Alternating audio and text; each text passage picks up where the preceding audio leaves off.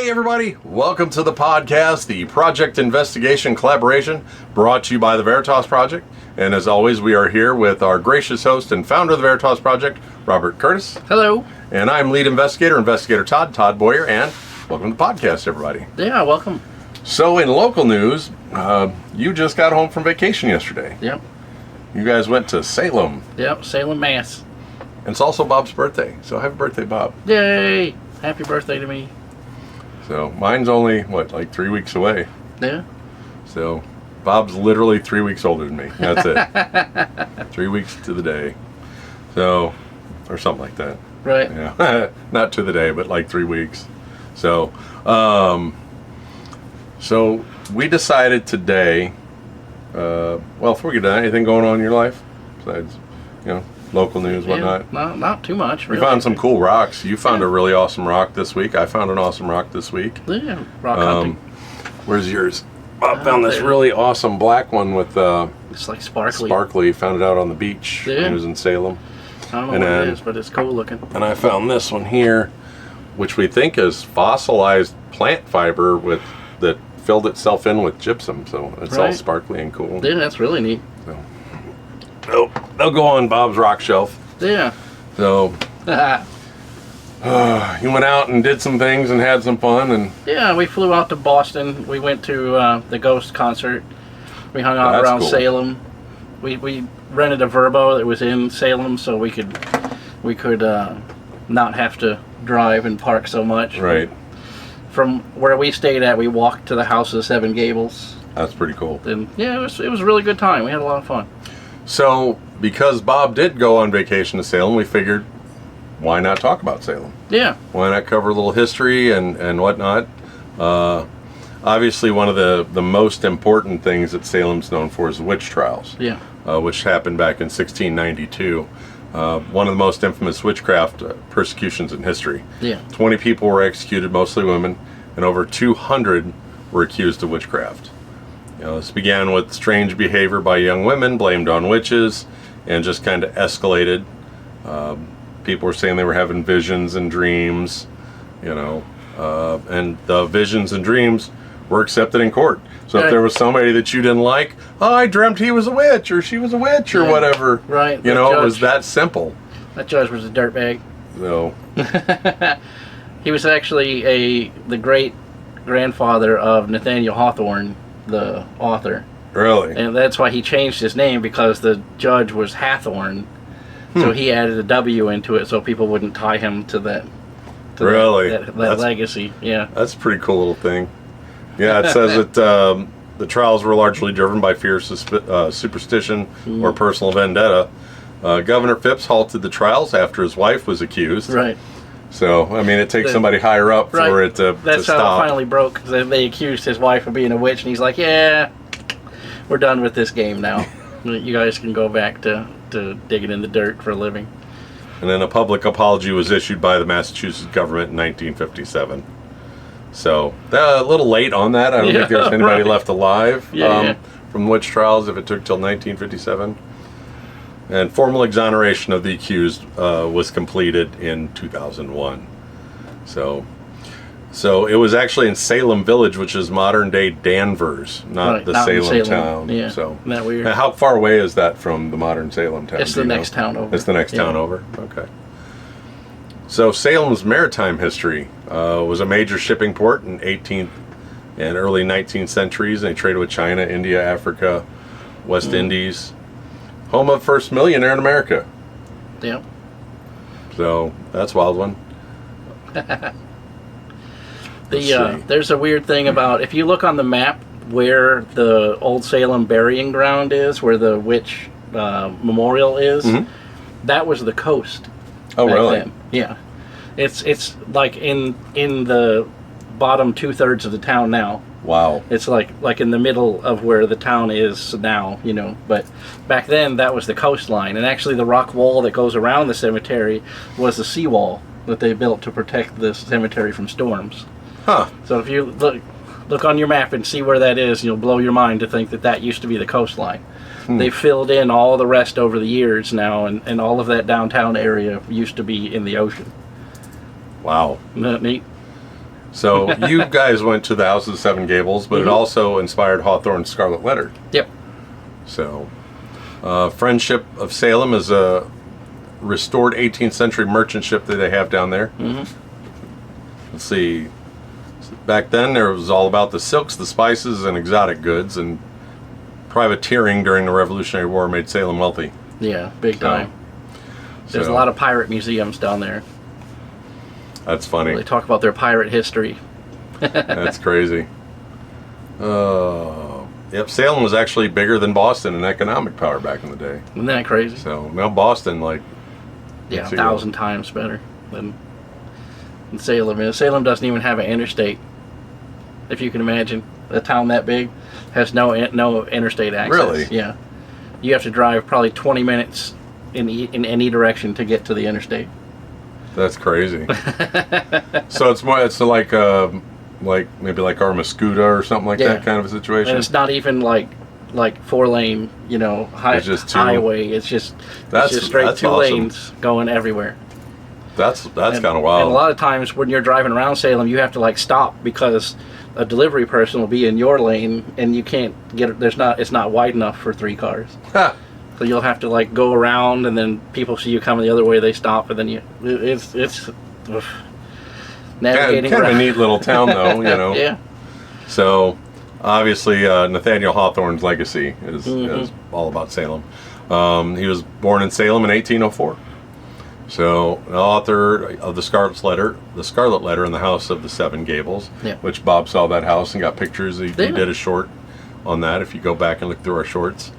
He changed the spelling of his last name, just like Bob said, to get himself away from the trial judge. Yeah, his house that he inherited from his wife is right next to the cemetery, and his great grandfather's headstone is right next to the kitchen. So he had to eat breakfast every day, looking out the window at his great grandfather's headstone. That's funny. Wow, it was awesome. That's irony. He killed so many people. So, he unalived so many people for the TikToks. Yep, and his stories contributed to the gothic and haunted reputation of Salem.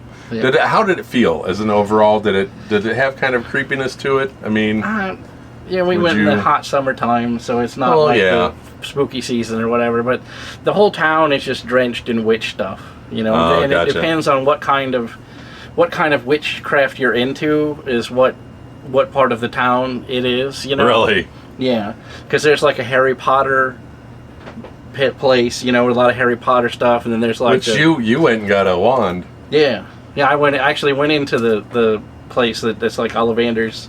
That's their version of Ollivander's, where you can pick out your own wand and everything. So I picked out mine. It's a black. Yeah, check out the it's like a 7-minute video Bob went through, and they went through all their stuff that they picked up, and Bob got this really cool black wand. Yeah, it was fun. He was down there. But there's like a witch area for like modern witches, and it's like more avant-garde type gothic stuff, and then there's on the other end of town there's all the satanic, black craft and the satanic temple and all that stuff down there. So we didn't hang out down there too far. Right. It's funny because that's the next thing that it talks about. Is how modern witchcraft and Wicca is. It's like Salem is the hub for it. Yeah, it is. And it says there's dozens of metaphysical tarot reading. Yeah.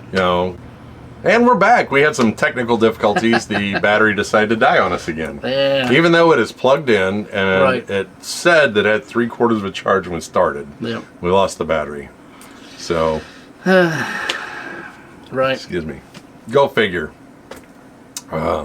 Yep, somebody doesn't want us talking about Salem. The powers that be. Yeah. So, we're not real sure where it cut off, but, we were talking about the metaphysical shops and all that kind of stuff. Yeah. And then Lori Cabot, Salem, the official witch, brought Wicca into the public eye, which then, Salem really kicked off after that. And guys, witchcraft and Wicca is not what you think it is. Yeah. And it's not dark, and the one of the biggest beliefs is what you put out, you get back tenfold.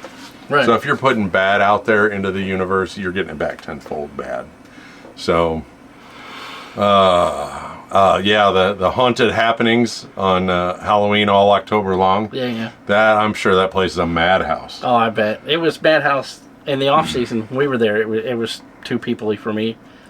Yeah, you're not a big peoply person. No, I don't like crowds. I don't like people in my space. So, spellcasting and ritual events are open to the public. Mm-hmm. They have an annual psychic fair, draws visitors from around the world.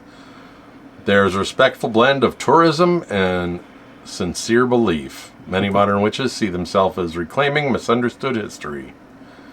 So, witchcraft is legally protected as a religion in the United States. They have all of the metaphysical shops behind the Witch Museum.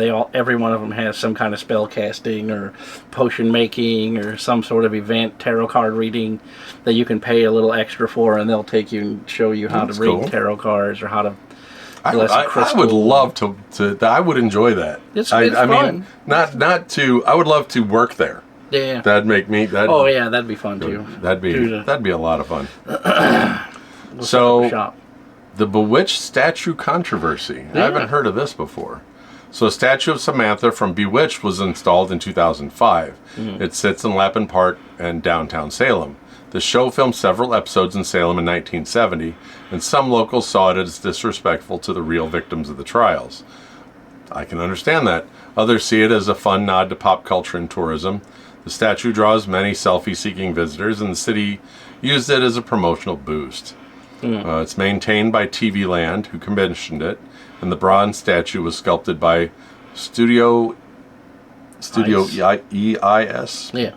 So it sparked discussion on history versus entertainment. How do you feel about that? I mean, if it brings attention, then yeah. You know what I mean. It can't be bad, right? Yeah. You know what I mean. I mean, I get it. If they made it its own separate little thing, you know what I mean? It's in the square, like. You know what I mean? There's nothing around it. Gotcha. So it kind of sits by itself.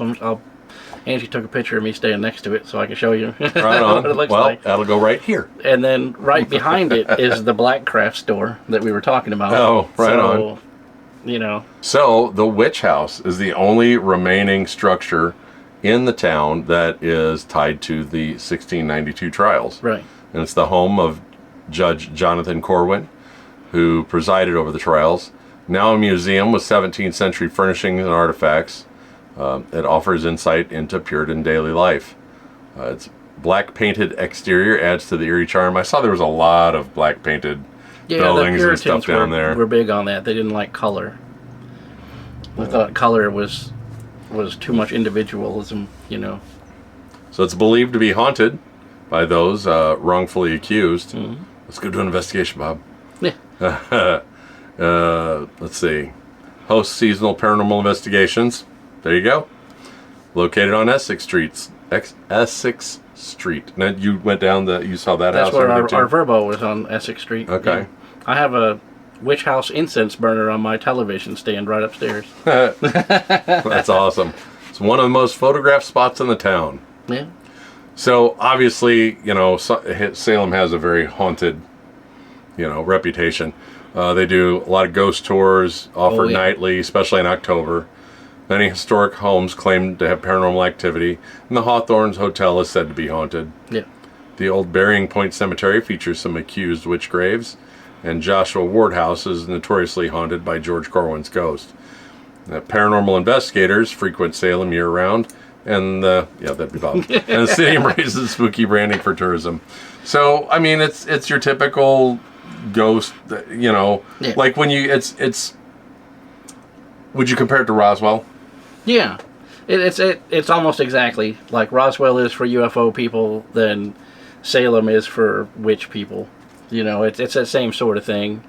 There's like I always say, in Roswell you get what you make of it. You know, because if you're a conspiracy nut, you know, UFO crazy person, you can find that there. But if you're a truther and you're looking for like real UFOs, that's there too.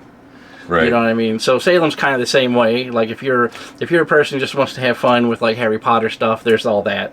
But if you're looking for like legit witches who have a storefront and they're like selling all of the stuff, like that's there too. You know, so it runs the whole gamut. Right on. That's pretty cool. Yeah, it was a good time. I recommend to anybody if you have the means, you know, to go and you want to deal with the They call them mass holes. The Oh, really? people over there. Then it's a good time.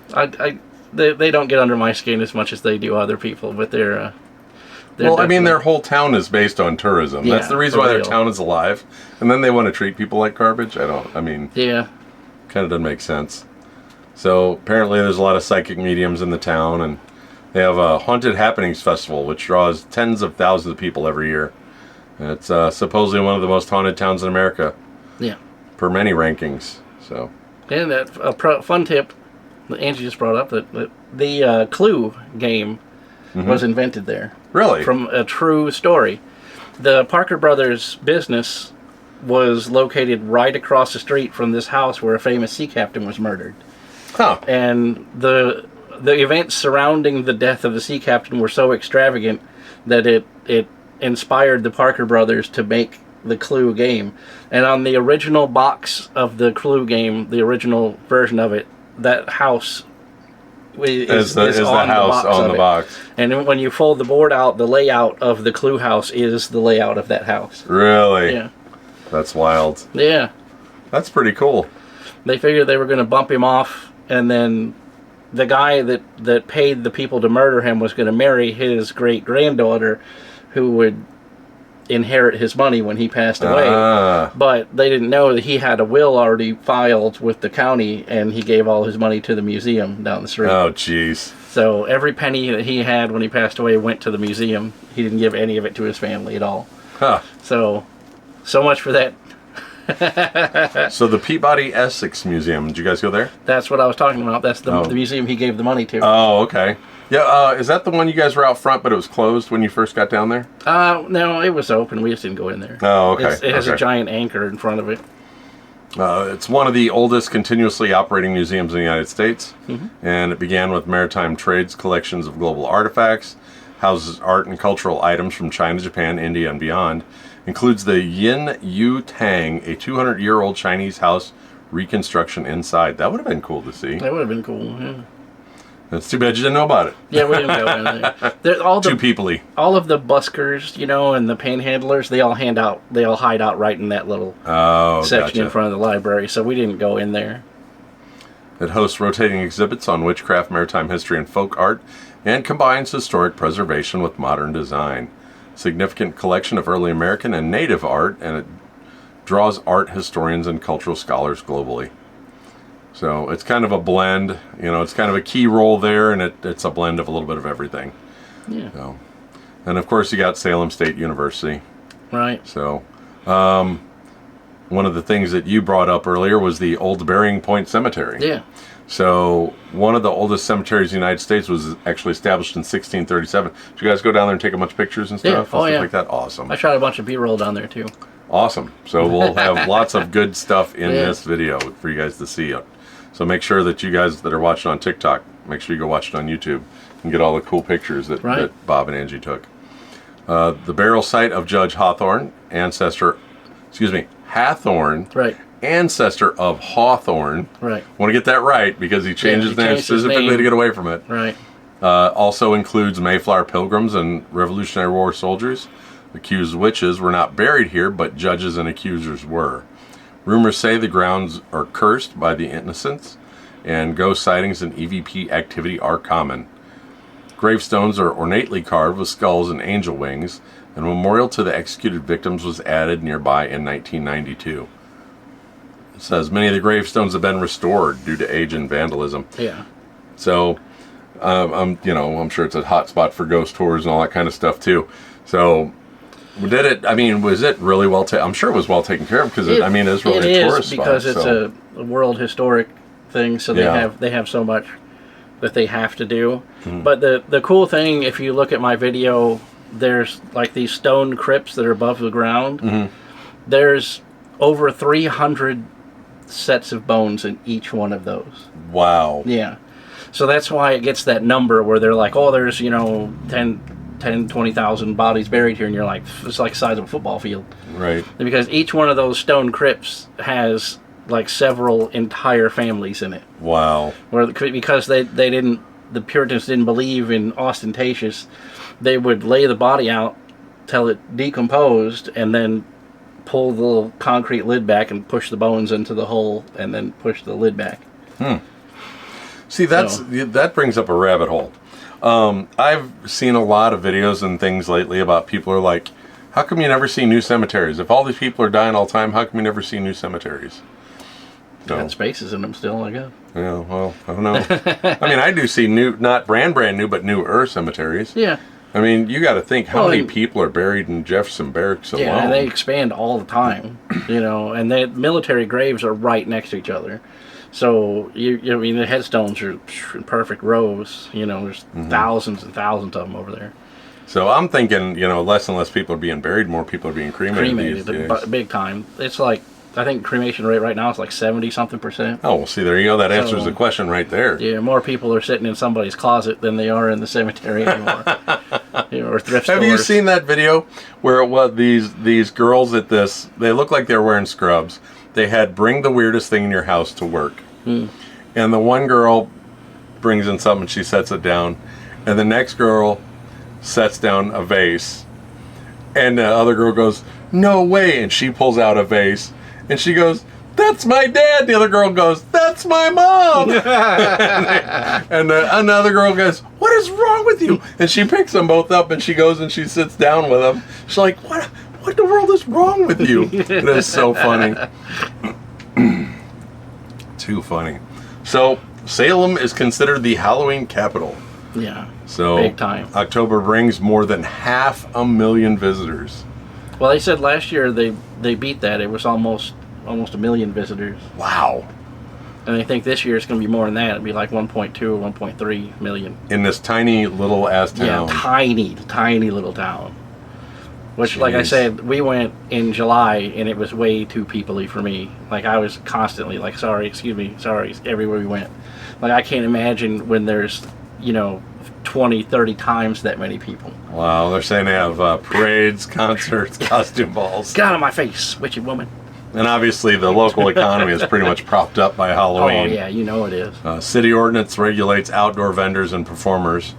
Well, that's not what you said. They try, but, I mean, there's so many of them. Many residents decorate their homes elaborately. Local police are out in force to manage the crowds. Yeah. Hotels and inns book months in advance. Yeah. And the celebration is family-friendly by day and wild by night. Yeah. And that'd be a blast. I'd like that, to try that. Maybe I'll put that on the bucket list. The booking in advance thing, I will tell you, that's what we did. And that way they accept payments on it. Mm-hmm. So you can book it like for next year and then pay on it. So that way you're not out like, $800 or $1,000. You can make your payments. How long in advance did you guys do? It was a long time. It was probably like 6 to 8 months, I think. Really? That we had booked ours out. And then we reserved the car, we got the plane tickets, we got everything in advance. So that way we paid it all up. By the time it came time to go, we didn't have to pay a whole lot, It was already paid for. So now we're on to Danvers. The most original witch trial events happened in what is now Danvers. Salem town was the economic hub. The village was rural and poor. Right. Disputes over ministers, land ownership, fueled tension. The original Salem village parsonage is now an archaeological site, and the Rebecca Nurse Homestead, which is Danvers, is a key trial location. Danvers often gets overlooked in favor of touristy Salem. Real witchcraft historians begin in Danvers, not in Salem proper. The split was both geographic and ideological. So Danvers honors its role in the trials with its own memorials. Did you guys make it down to Danvers? Oh. Yeah. Oh, did you? Awesome. And Salem has a police detachment, but the police are actually from Danvers. The county is the police there. Oh, gotcha. They gave up their local police years ago because they just get overwhelmed every year, and there's no way that 10 dudes can take on that much of a patrol area. So the Witch Museum, did you guys go in the Witch Museum? Yeah. Okay. So you guys saw that. It was opened in 1972. And it has a lot of life-sized...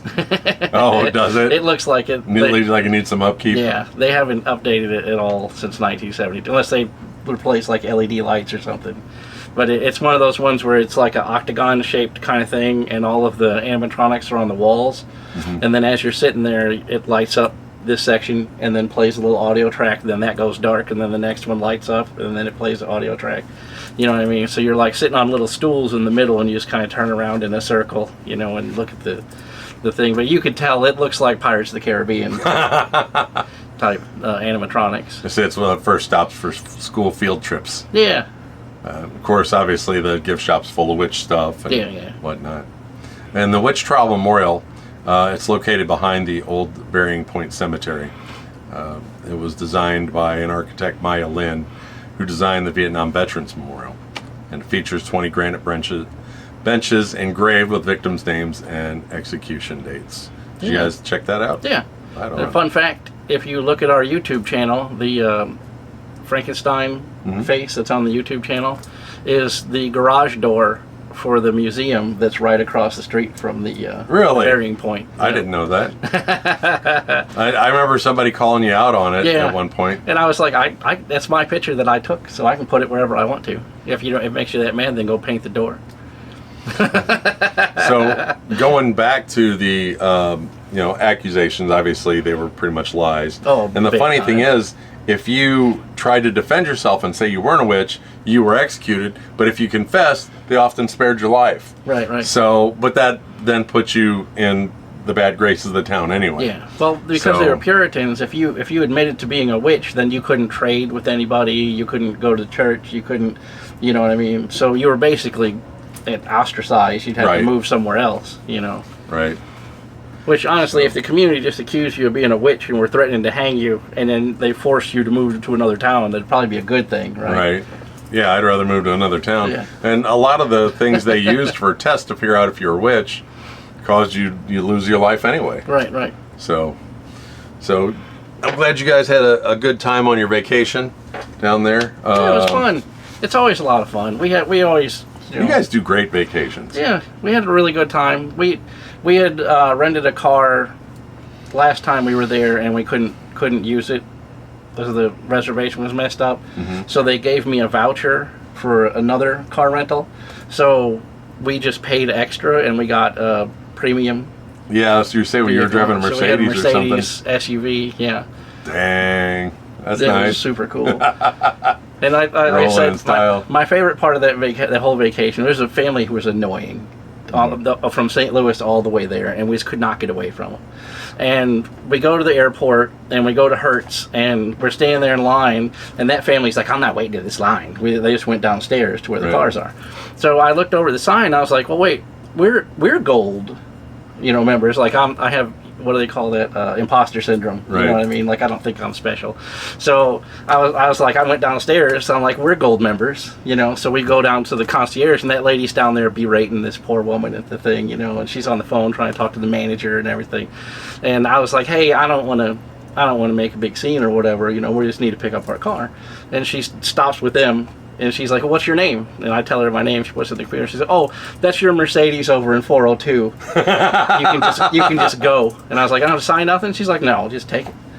So we just went out the car. That whole family's jaws just dropped wide open. They're like, what? So that was the first day of the vacation, and it was my favorite thing that happened on that vacation. That annoying family got to see us get in our Mercedes and drive away while they were all sitting there being Karens. Yeah. So thank you guys for joining us on the podcast again this week. Don't forget our partnership with Dubby. Yeah, get you some energy drinks. Get you some energy drink, some hydration drink. Go to their website and use Whole Truth. Yep. And get 10% off. Help support us and our partnership with Dubby. Don't forget to check us out on Patreon. Zero member will get you on the card at the end of the podcast. The $5 members get you cards. Do we need to sign August yet? I don't know if she made them yet. Okay. I think they're already made, but she hasn't brought them. Okay. So don't forget the Patreon. Also, don't forget on our... why do I always forget it? Printify? No, not Printify. The... Discord. Yeah. I can see the logo, but I can never think of the name. Because the logo has nothing to do with the name. No. It looks like a little alien guy or whatever, almost a controller. It's a controller, yeah. So... but I can never remember Discord. So check us out on Discord, the Veritas Project. You want to come hang out, ask any ghost questions. Let's see. and Printify. You want some merch? Go to Printify and check out the merch there. Next week we have the wrap up of the investigation that I did last night. Yeah. Unfortunately, they had storms, so they couldn't. You guys were delayed. Yeah, we were delayed, and then I like have hours. an upset stomach really bad. So, yep, that'll be next week. We're still gonna run the ghost contest. Yeah. The story contest till the end of August. If you have a story, you can either send it to Bob at the Real Veritas Project at gmail.com, all one word, or investigator.todd.paranormal@gmail.com. So that covers that, and that. Check us out on all the social medias. Bob is RS Curtis on everything. Yeah. And actually, you're RS Curtis 73 on a lot of stuff. On a lot of stuff. So, and I'm Investigator Todd on everything. And thank you guys again for joining us on the podcast. On behalf of Bob, Angie, Kay, Robin, and myself, thank you for joining us, and thank you for all the support, guys. Yeah, thanks. And remember, stay curious and find the truth, and we'll catch you guys next time. Bye, everybody. See ya.